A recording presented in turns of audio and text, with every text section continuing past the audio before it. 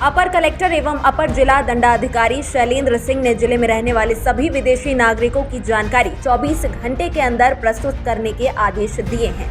यह जानकारी online see form system से भरकर पासपोर्ट तथा वीजा की छाया प्रति के साथ विदेशी नागरिक पंजीकरण कार्यालय शिल्पी प्लाजा बी ब्लॉक रीवा को उपलब्ध कराना आवश्यक होगी। यह आदेश जिले के आंतरिक सुरक्षा को ध्यान में रखते हुए दंड प्रक्रिया संहिता 1973 की धारा 144 के तहत जारी किया गया है। आदेश का उल्लंघन करने पर दंड संहिता की धारा 188 के तहत दंडात्मक कार्यवाही की जाएगी। जारी आदेश के अनुसार रीवा जिले में स्थित सभी होटल, लॉज, धर्मशाला, मुसाफिर खाना, मरकज तथा निजी आवास जहां पर विदेशी नागरिक रुकते हैं उन्हें यह जानकारी देना आवश्यक है। यदि किसी अस्पताल में विदेशी नागरिक का उपचार किया जा रहा है अथवा किसी अन्य प्रतिष्ठान में विदेशी नागरिक रुका हुआ है तो उससे संबंधित जानकारी विदेशी नागरिक पंजीकरण कार्यालय को ऑनलाइन तथा ऑफलाइन देना अनिवार्य है।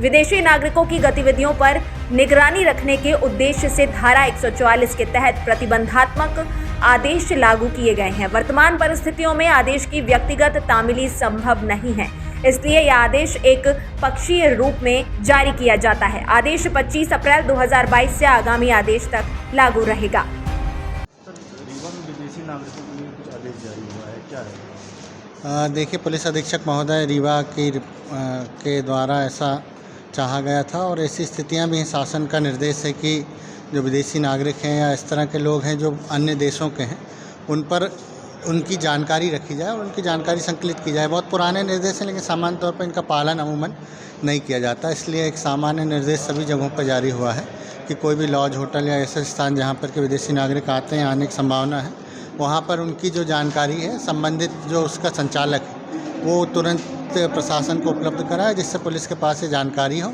और ऐसी स्थिति में उनके वीज़ा संबंधी जो नियम हैं या अंतर्राष्ट्रीय देशों के बीच के आपसी जो नियम कायदे समझौते हैं उनका पालन सुचारू रूप से कराया जा सके। फॉर्म भी ब्लॉक में जमा करवाया जाएगा? हाँ जी, जब एक फॉर्म में इसकी जानकारी रहती है वो जानकारी पुलिस तक आती है, पुलिस फिर उसको संधारित करके और आगे उस जानकारी को भेजती है। और यदि कोई ऐसी बात होती है या वीज़ा एक्सपायर हो जाता है या कोई अन्य विषय आता है या कोई घटना घटित होती है या कई बार विदेशी नागरिकों के साथ भी कुछ ऐसी स्थितियाँ आ जाती हैं तो उन सब से हमको एक बढ़िया सुरक्षा कवच मिल सके उसके लिए